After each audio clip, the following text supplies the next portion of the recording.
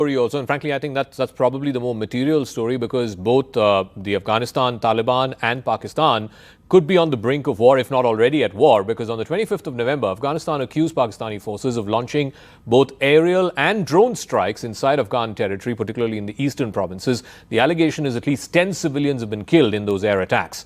Pakistan's military immediately denied targeting civilians, saying that its operations were aimed at terrorists of the Tehrik-e-Taliban Pakistan, the TTP. But Kabul is looking for retribution and has vowed that it will retaliate. Will this spiral now into a full-blown war between these two countries? Here's what has happened so far in these last 3 or 4 days and why this could potentially blow up into another big conflict in South Asia.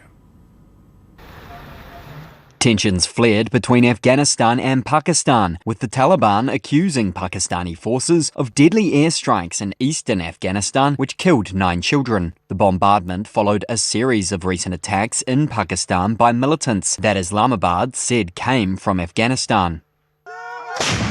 Last month, dozens of people were killed in fighting between the South Asian neighbours. It was their deadliest confrontation since the Afghan Taliban seized power in Kabul in 2021.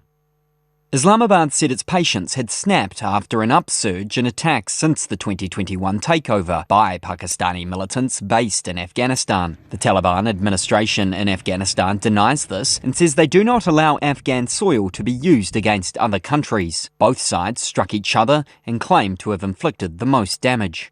Among Pakistan's targets, according to security officials, was the head of the Pakistani Taliban militant group. It is not clear if he survived. A group called Tehrik-e-Taliban Pakistan was formed in 2007 by Pashtun jihadist groups, adopting al-Qaeda's radical ideology. It has carried out major attacks across Pakistan, fought alongside Afghan Taliban, and now mainly targets Pakistani security forces. Pakistan initially welcomed the Taliban's 2021 return, but now accuses them of sheltering TTP leaders, as well as separatists, Baloch insurgents in Afghanistan. A ceasefire was signed in Doha in October, but negotiations ended without a long-term deal after Kabul failed to commit to action against militants sought by Islamabad. The Afghan Taliban says it cannot be expected to guarantee security in Pakistan. Pakistan also says India, its long-standing adversary, is working with Afghanistan to support the militants. New Delhi denies the claim.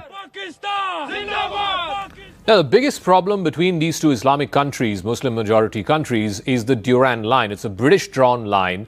Afghanistan rejects this 2,640-kilometre border between Afghanistan and Pakistan. This was established in 1893 by Sir Mortimer Durand of the British Indian government at that time and Amir Abdur Rahman Khan of Afghanistan. However, the Durand Line cuts through large parts of Pashtun homelands and a bigger part of Pashtun-speaking areas which lie in Pakistan. So the Pashtuns have been divided right down the middle through this Durand Line. This division of the Pashtun people and their communities has made it a source of long-standing tensions between Afghanistan and Pakistan. In fact, every year, up to 1 million refugees cross over either from Afghanistan into Pakistan, or when the weather gets better, then they cross back into Afghanistan. And this whole refugee problem has also been a sticking point between these two countries many times in the past as well.